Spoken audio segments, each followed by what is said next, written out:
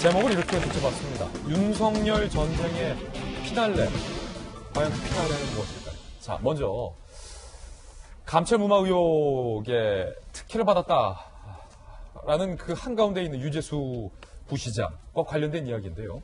청와대의 특별감찰이 무마된 게 왜 문제인지를 적나라하게 볼 수 있는 대목이 오늘 새롭게 나왔습니다. 청와대 특별감찰이 중단되자마자 유재수 부시장이 이런 행동을 했다는 겁니다. 사줘, 꿔줘, 돈 줘, 이른바 쓰리줘. 오늘 뭔가 좀 비유가 많아요. 사줘, 꿔줘, 돈 줘. 유재수의 무한 갑질. 참, 아이고. 유재수 검찰 공소장 속에 갑질 내역 한번 보시죠. 자, 금융위 재직 전, 재직 당시 내 책 100권 나한테 사라. 책 사라 이거죠. 사줘.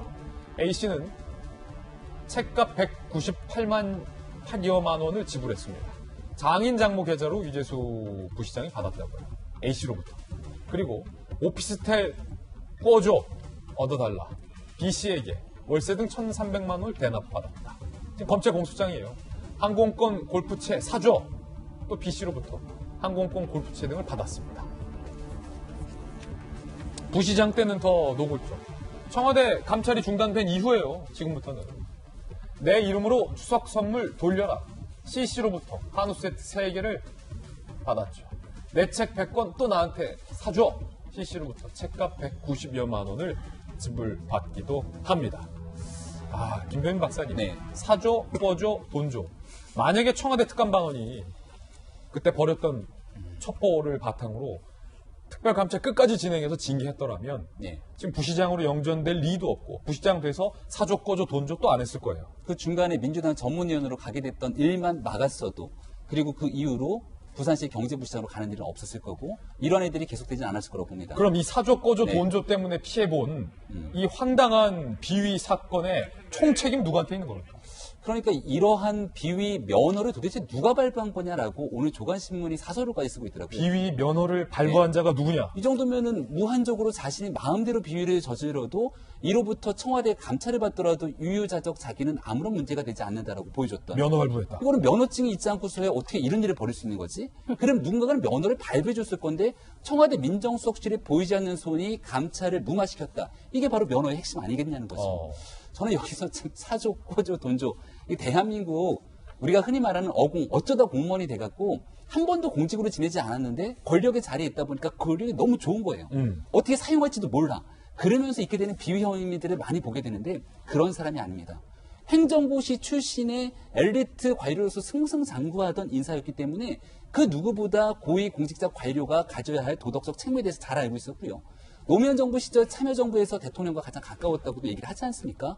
그리고 노 전 대통령의 임기가 끝나고 밖으로 다시 공직으로 돌아가서 있게 되는 인사라면 저 같으면 명예를 본인 삶에 대한 최고의 덕목으로 삼고 나머지 부분의 행동 하나하나에 대한 조심을 했을 거라고 생각해요.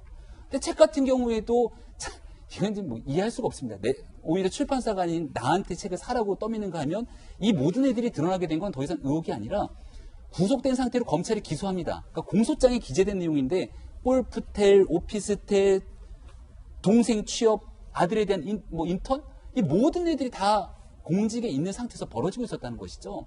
그러니까 이러한 상태로서 본인이 살아도 괜찮겠거니 그리고도 승승장구 올라갈 수 있는 대한민국이라고 인식하도록 만들었던 그러한 사람들이 누구인지에 대해서 이제 좀 국민들이 속 시원히 봤으면 좋겠다 그런 생각이 들 것 같습니다. 변한문 변호사님 이거 사줘, 꿔줘, 돈 줘 이거 다 안 되는 거잖아요 사실은. 그런데 그 와중에서도 장인 장모님의 명의로 계좌로 받았다라는 것은 불법성 자체를 본인도 인지하고 있었다라는 대목인가요? 오히려 이거 앞서 김병희 박사님 말씀하셨던 그 비위 면허라는 게 상당히 좀 의미가 큰데요. 비리 면허? 그 왜 면허라는 표를 쓸 수밖에 없느냐면은 보통 일반적으로 공직자가 돈을 받을 때는 그런 것들을 우려하기 때문에 자신의 계좌라든가 지인 계좌로 받지는 않습니다. 그렇군요. 그러니까 이제 만약에 수사가 시작된다고 한다면 본인 계좌뿐만 아니라 가족 전체 계좌를 터는 거는 기본 상식의 상식이기 때문에 기본이다. 장인 장모의 계좌로 돈을 받았다라는 것은 최소한의 면피적인 행위는 하지만 감히 누가 날 건드리냐라는 인식이 깔렸기 때문에 그런 거예요. 그런 거예요, 이게? 그렇죠. 그러니까 만약 부정당한 자금을 받으려면 현금으로 받든지 아니면 정말 내 지인의 뭐 친구 한 두세 달에 건너가지고 나와 전혀 연관관계 없을 것 같은 계좌로 돈을 받던가 그런 식으로 철저히 좀 가리려고 하거든요. 근데 단순히 장모 계좌로 받고 뭐 월피셀 대납을 해달라, 뭐 항공권을 사달라라고 하는 것 자체는 뭐 걸려도 누가 날 감히 건들겠느냐. 난 이미 면허를 받았다. 이 정도 해도 되는 정도로 나는 힘 있는 사람이다라는 의식이 내포된 거기 때문에 앞서 사서에서 비위 면허라는 얘기를 했었던 게 정말 곱씹어볼 수밖에 없을 것 같습니다. 그 변호사님 그 법적으로 내 대신에 좀 그 소고기 한우 좀 사서 돌려라. 이것도 안 되는 거죠? 불법이죠? 그렇죠. 다 제3자 뇌물죄로 다 자기가 돌려야죠? 있을 것이고요. 예. 좀 곤란하죠, 많이. 자기가 돌려야지 왜 남한테 그 한우를 사서 돌리려고 합니까? 이거 다 안 된다는 거예요, 법적으로. 자, 그런가 하면 유재수 부시장과 관련돼서 아파트 하나가 지금 오늘 새롭게 논란이에요. 강남의 도곡동의 A아파트. 이걸 좀 주목해야 될 것 같습니다. 함께 보시죠.